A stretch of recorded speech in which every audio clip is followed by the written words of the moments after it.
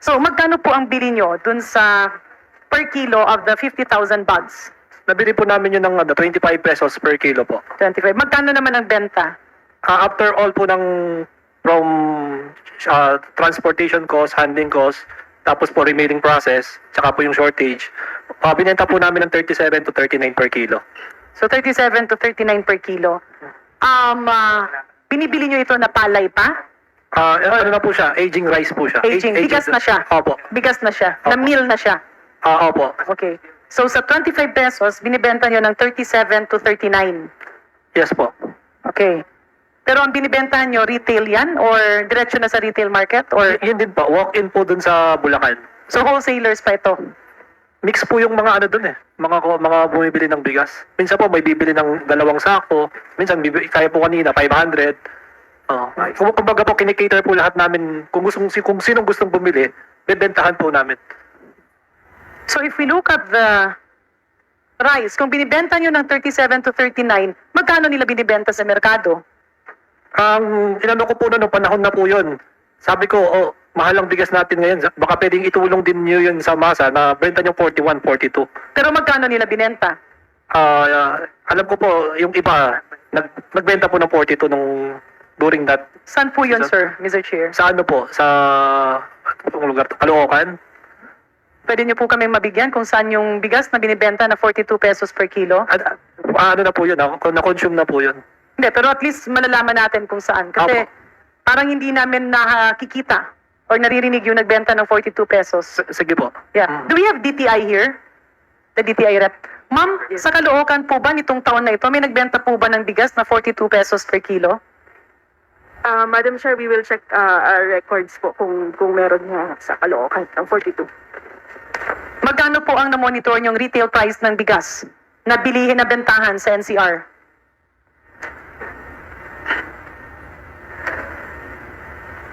Madam Chair, ang amin pong agreement with the DA is kami po yung sa supermarket. Ma'am, can you speak closely to the microphone? Kami po yung supermarket, Madam Chair. So, ito pong October sa NCR, ang prevailing No, we're referring to the second quarter. of... Ang pinag-uusapan po natin dito, ma'am, yung aging rice na binili sa NFA. Madam Chair, sorry. Ang amin pong naging agreement with the DA is yung after na po nung pagbaba ng taripa. So, yung before po... Prior to that, wala kayong monitoring ng Wala po presyo. kami, sir. So kung kunyari last year, wala kayong monitoring ng presyo ng bigas? Wala po, Mr. Chair. Mr. Chair, is it that it's an obligation of the Department of Trade and Industry? Trabaho po ba ng DTI? Ang monitoring na, Yes, Yusek Asis, I think it's AMAS, di ba? That's monitoring. Yung AMAS po yung may mandate pagka bigas. Meron po kami mga Department of Agriculture. Okay. Okay. So, to a good representative from DTI, can we check kung meron talagang 42 pesos na bigas no, sa Caloocan? Sir, you mentioned yung iba pumayag ng 42. Magkano naman yung maximum? Madam Chair, clarify ko po. Yung 50,000 po, binayaran po yun noong January 2024. Then, hindi po nakuha yun up to now. Kaya po, nag-request po kami ng refund. So, nung itong 20... Ito ba yung unang pagkakataon na bumili kayo ng bigas sa NFA? Hindi.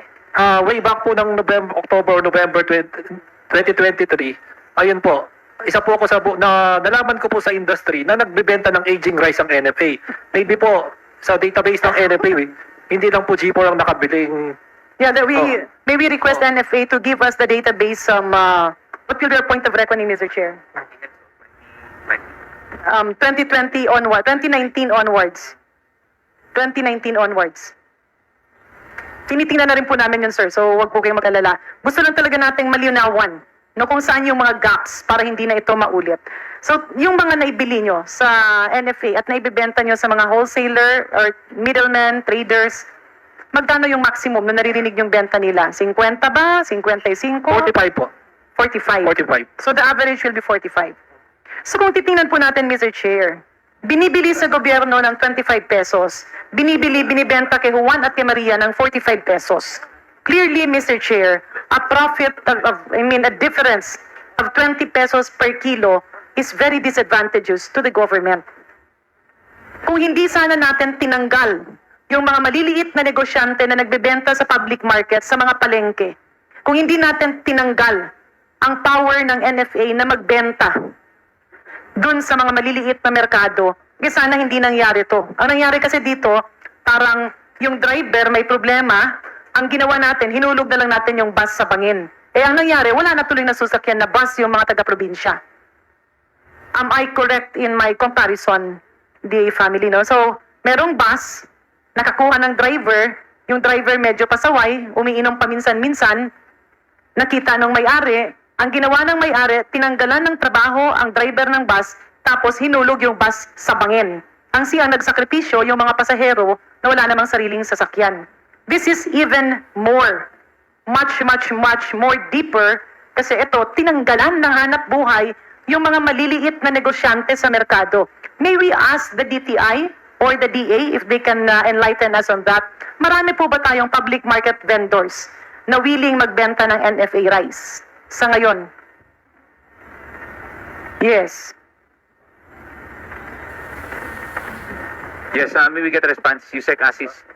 Based on, of course, our observation in the past, almost all markets have NFA grains retailer. And so, that will be the short answer. Based on past experience po, lahat po halos ng palengke, meron po nagbebenta ng bigas na NFA rice na subsidized po yon. So, I guess that situation still exists right now if that rice is available.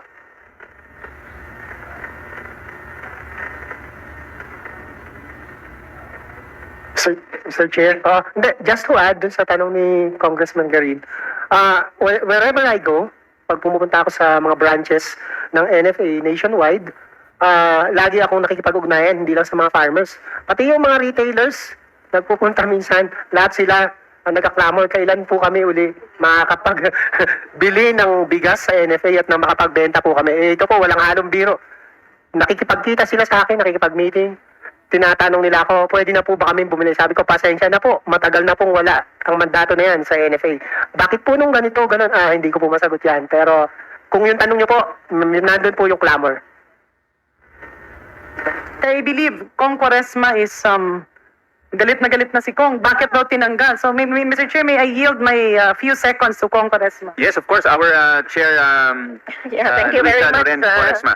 Mr. Chairman and Kong Janet.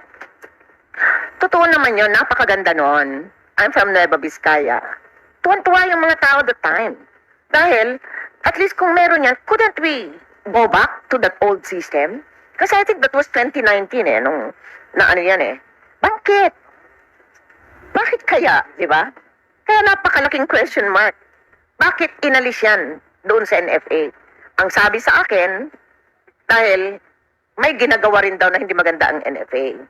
Dahil kaya tinanggal. Pero, ang palagay ko, mas malala ngayon. Di ba? Kaya, I think this should be one of our agenda in the next Quinta Committee meeting, Mr. Chairman, para maganda. Sayang, sana kanina nandyan si Secretary na tanong sana ito. But I know of that, na yung sa palengke, yung mga retailers natin, bumibili sila sa NFA. At ang kagandahan nito is, pag nandyan ang NFA, stabilize natin yung presyo. Makokontrol natin yung presyo. Yan lang, Mr. Chairman. Thank you, Honorable Chair Luisa Loren Quaresma.